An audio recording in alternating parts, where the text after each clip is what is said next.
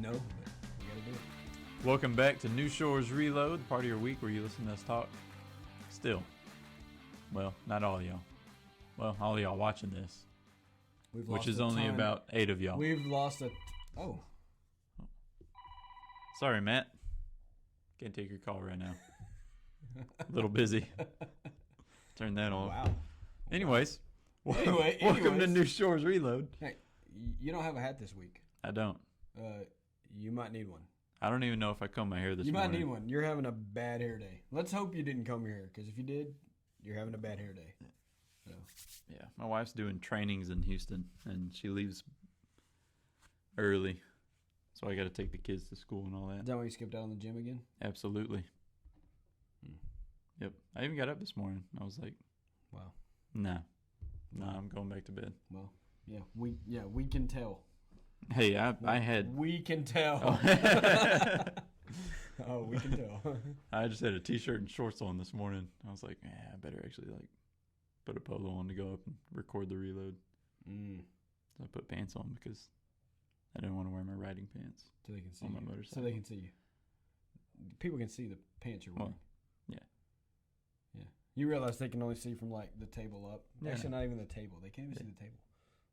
But I put pants on because I didn't want to have to put my riding pants on over my shorts.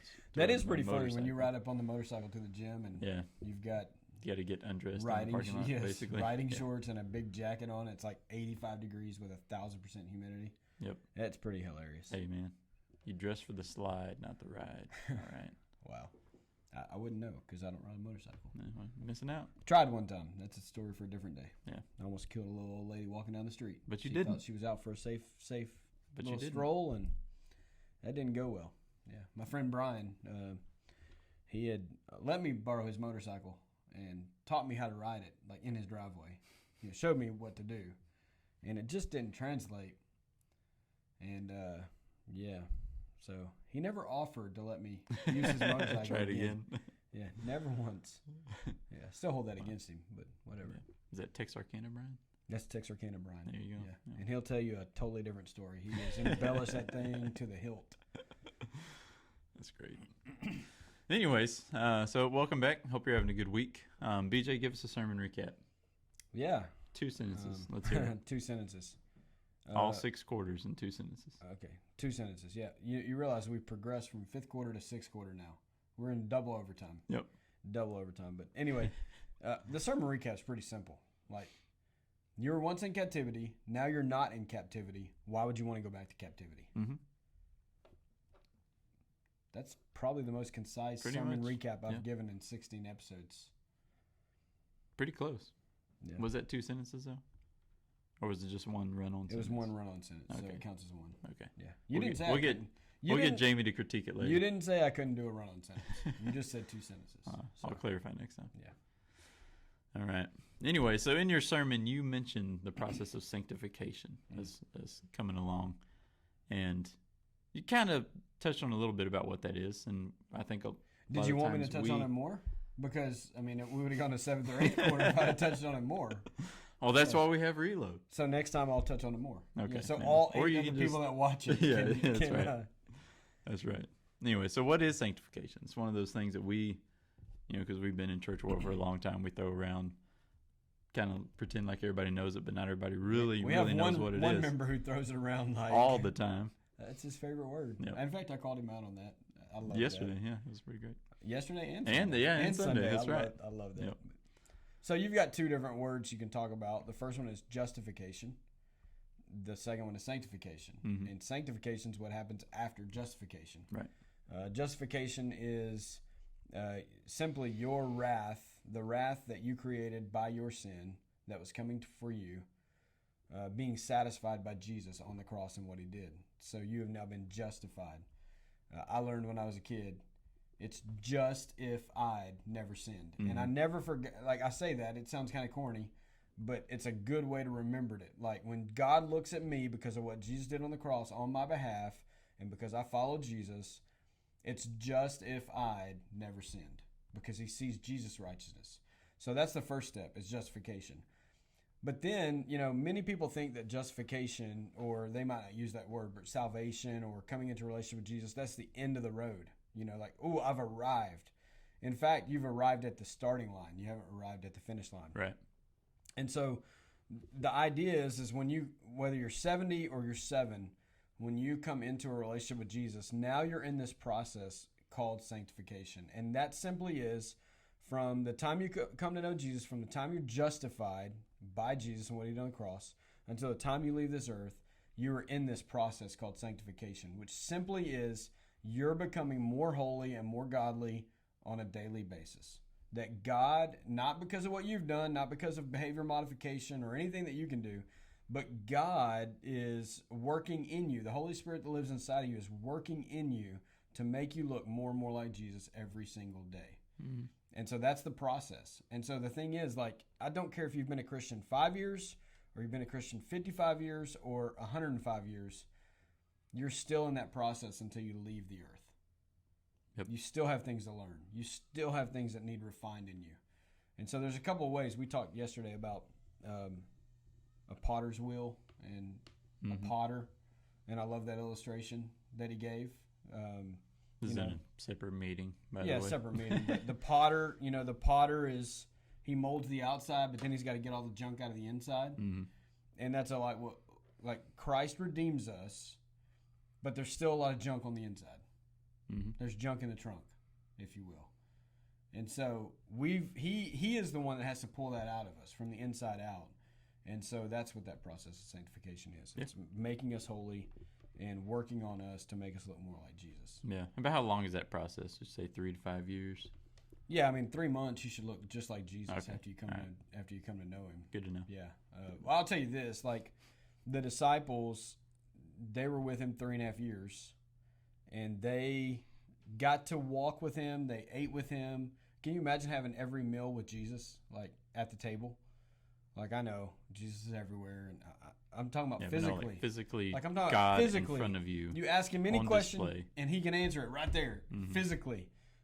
They had that front row seat, and yet 3.5 years, at the end of his time on earth, they still scattered. Mm-hmm. John was the only one at the cross because they were all scared. They were all pansies when it came to, the cross and the crucifixion and all that. So, no, it's a lifelong process. You never get there. You never arrive. That's why we run the race. We run the race, Paul says, we run the race to win. And so that means, I've got a video of my daughter running hurdles. Did I show you that video? I need to show you that video. I don't think so. So I've got a daughter. Does she go into Chinese hurdles and just start? No, it's even better than that. I'll show it to you. Okay. I'll explain it now, but I'll show it to you. It's something. So she runs hurdles, the 300 hurdles, and in one of her races this year, she just decided that, you know what, I'm tired. I don't want to jump that last hurdle. So she literally steps over it, walks up to the hurdle and steps over it, and then goes to the finish line. And that's not running to win. All right, that's not running. That's not what Paul said. To be fair, 300 hurdles is a brutal race.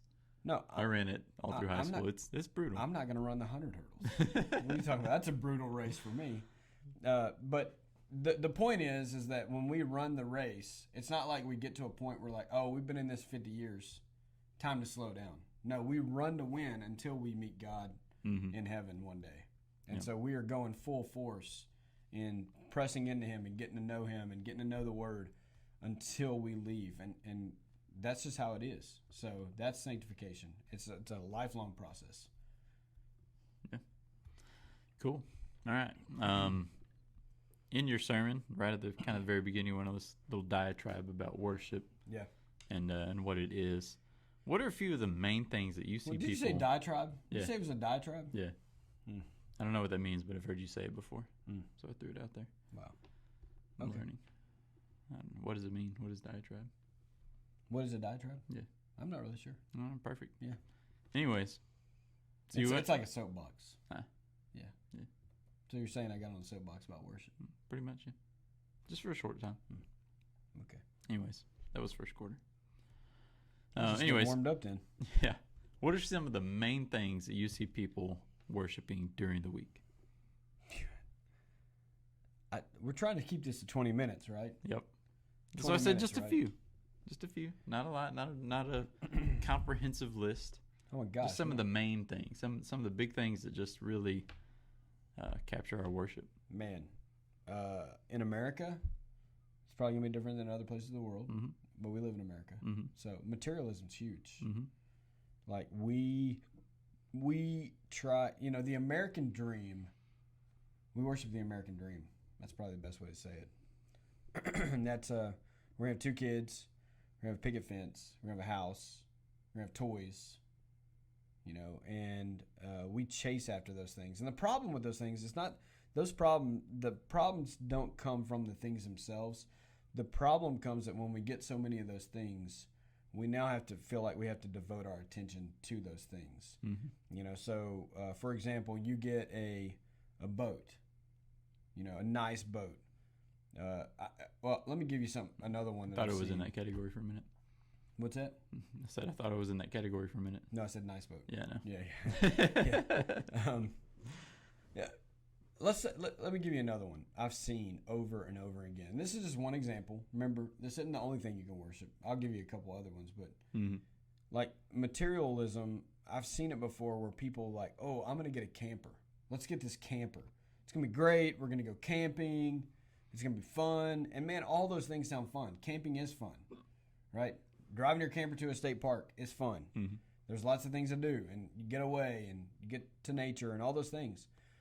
But the problem is most of the people I see that do that are in the church, they have this camper, but they work Monday through Friday.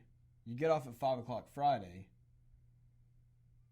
Very few people I've ever known are going to go and they're going to take their camper on Friday evening, go haul it somewhere, set it up because it's not the easiest to set up. Mm-hmm. Set it up, spend the night, and then about 4 o'clock Saturday afternoon, hey, we got to get back to church for Sunday, so let's pack her up. No, usually they're going to go and they're going to stay till Sunday afternoon to make it worthwhile. Mm-hmm. So what happens? And they have a good time and they enjoy. They have it. a great time. And so then what happens the next weekend? Man, that was so much do it fun. again. Let's do it again.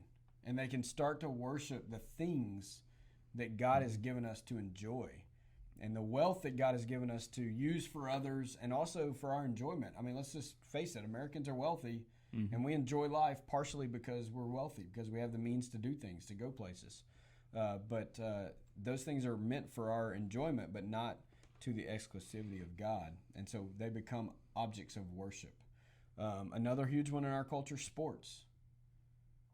Like it's a huge, huge object of worship. Mm-hmm. Like there is this idea now that I'm going to spend all my money and all my time and all my resources and all my talent on getting my kid a college scholarship. Like I saw a study that was done just put out the other day, and I don't remember all the numbers, but it was something like parents spend like 10% of their discretionary income on sports for their kids. And when you think about it that way, what are you worshiping? Well, okay, here's a great question. Instead of us naming a bunch of things, because I think it's easy to get on those little rabbit trails, let me just ask a few questions, probing questions, and this will tell you what you worship. Right? There you go. Where are you spending your time? Mm-hmm. Where are you spending your money? And where are your thoughts? And those 3 things will tell you, like, where you spend the most amount of your time thinking. What do you think about? What are your dreams? Is your dream that you're going to get to go play golf this weekend, or you're going to get to go, that your dream that your kid's going to have a college scholarship? What's your dream? What are you spending your money on? And where do you spend your time? Mm-hmm. And those three things right there, if you really sit down, because I think most people don't understand. I think it creeps up on them. Yeah. Life gets busy. They fill their calendars. They don't know where their time's going. Yep. And they don't really even know where their money's going. They don't even know where their money's going. Just $100 here, $100 there, $50 here, $50 there. Mm-hmm. When we were in a membership class at Great Hills, I had the guy that led that was the administrator at the church, and he was also the missions pastor. And I'll never forget what he said. I didn't remember a whole lot about what he said in that membership class. It was a 4-week class during Sunday school hour. You went, After you did that, you could be a member. Mm-hmm. But he talked about one day our finances. He was talking about finances and giving to the church. And he said this. He said, now he's a guy about like you, real skinny, older but real skinny, looked in shape. He said, man, he said, every day for like 3 years of my life, I would stop in a convenience store and get a pack of regular M&Ms. Every day. Regular M&Ms. He said, then I had somebody tell me, ask me, what is that costing you? So he figured it up, and he was spending like $58 a month on M&Ms. Wow. He didn't know it because he was spending like, what, $1.50 a day, $2 a day, $1.89 a day. Mm-hmm. But he didn't even understand because it was just, and so didn't think about sit down and figure out where are you spending your money. Mm-hmm. That'll tell you what you worship. Yeah. I promise you. Schedule your day Where out. your treasure is. I was taught in college by one of my professors, like, schedule your day out. Not for you to accomplish it, but as you do it. Yeah. Like, during this hour, what did I do? Mm-hmm. You're looking back on the day. Schedule it out. And then look at your day. See how much time you spent doing what? Doing this, doing that, doing this, doing that. And it'll really So what you find bring when a lot you of do stuff that, to light. what you find when you do that, especially in the day of technology, especially in the day of iPhones and Facebook and social media, you know what I've found? Because I still do that from time to time. Yeah. You know what I find? A lot of wasted time. Yeah. And the irony there is, and I know we're kind of getting off into a tangent, but it's a good talk. Mm-hmm.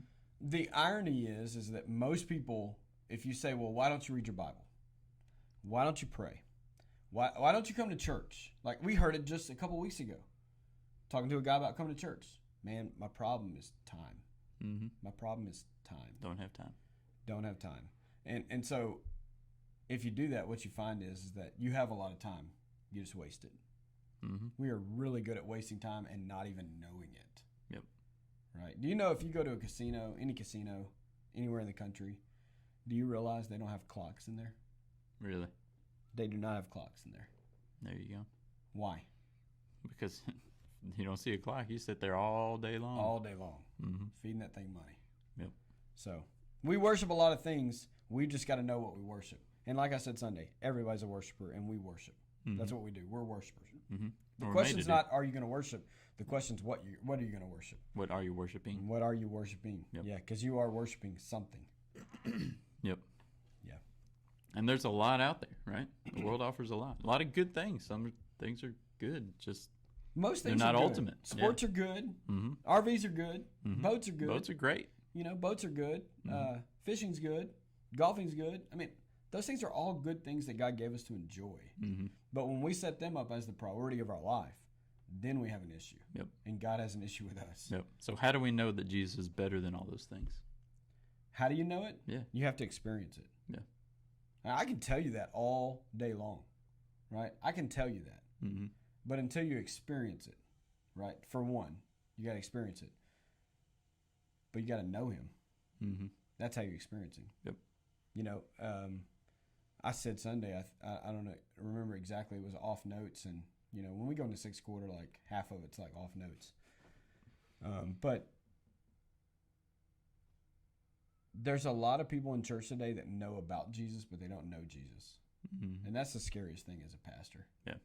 Is knowing that there are people out there who generally in their head, they love the idea of Jesus, but they don't love Jesus because they've never devoted anything to him. They've never devoted their life to him. They've never said, I'm going to follow him with all that I have and I'm going to surrender everything I want. And that's a scary place because it leads you to this place of like, I'm good with God. Well, the Bible will teach you something different. You know, the Bible will teach you that you're not good with God until you've experienced a relationship with Jesus. Not that you've known about him, but that you've experienced a relationship with him. And once you experience that relationship with him, and once you see how good he is, and you understand that, and I'm still learning that. You know, that's that process of sanctification. Mm-hmm. Like, why are there times where I still slip back into sin? Why are there times when my worship falters and I start to worship other things? Now, albeit temporary sometimes. Mm-hmm. You know, it's not like a month-long thing. But why do I sin? I mean, sin really is us not acknowledging that Jesus is better. Yeah.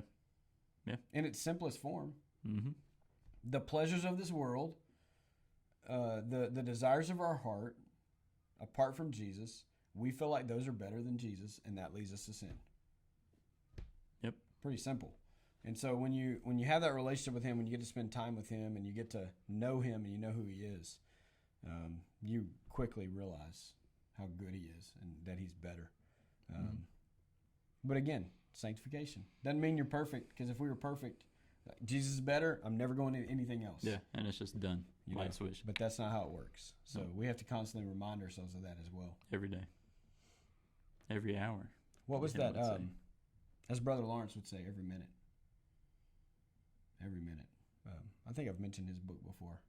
Maybe not on Reload, but in sermons. Yeah. Practicing the presence of God. Yeah. But I had something on my tip of my tongue, but I forgot it. So probably wasn't important. Probably not. Probably going to take us into fifth quarter. And You're welcome. Reload fifth quarter. So.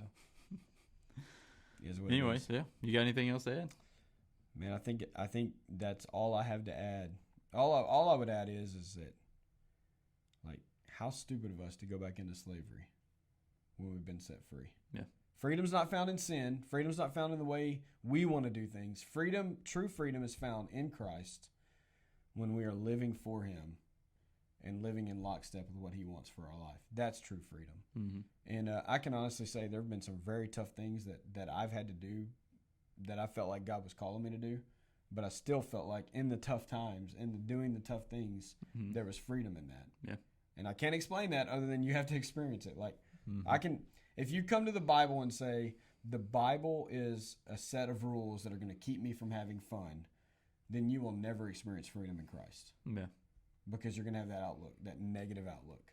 But when you come to him and say, you know what, Christ has freed me from the bondage of sin, and you realize that, and then you experience that, you're like, okay, I don't want to go back. And that's why you feel guilty. And it's not even really a guilt anymore. Like, I don't know that I feel guilt anymore. Mm-hmm. Like, because I've done wrong. I think I feel guilt because I'm like, man, I know how good I had it with Jesus. Yeah. And now I know where I'm at. I need to get back there. Mm-hmm. Right? It's not like, oh, I'm sorry. Gosh, I can't believe I got caught. Yeah. It's not that kind of guilt anymore. Yeah. It's like, man, why? And most of the time in my sin now, it's not even guilt so much. It's like, you big dummy. Like, you know better. Like what Paul would say. Mm-hmm. The things I want to do, I can't seem to do. And the things I don't want to do, I find myself doing all the time. Yep. And I don't understand it. Well, that's because you're still in the process of sanctification. Yep. You're not perfect. And if Paul dealt with it, we're definitely dealing with it. You can imagine that you are not exempt from that. Yeah. No matter how old you are, no matter how long you've been following Jesus, there's still room absolutely to become more like Jesus. So, absolutely. So go and have a great week and continue your process of sanctification. If you have any more questions on sanctification, see Les Klutz. He will gladly talk to you about that. He will go in the fifth quarter about sanctification, I'm pretty sure. So yeah, but it is, I mean, what he kind of goes back to, like it's the most important thing, you know. I mean, it's us becoming more like Jesus. Like, why would we not want to do that, you know? But so often we get sidetracked by the things of this world. So don't get sidetracked this week. List out your week and look at your bank account and see where you're spending money, see where you're spending your time. Think about where your thoughts are and focus it on Jesus. We'll see y'all later. Bye.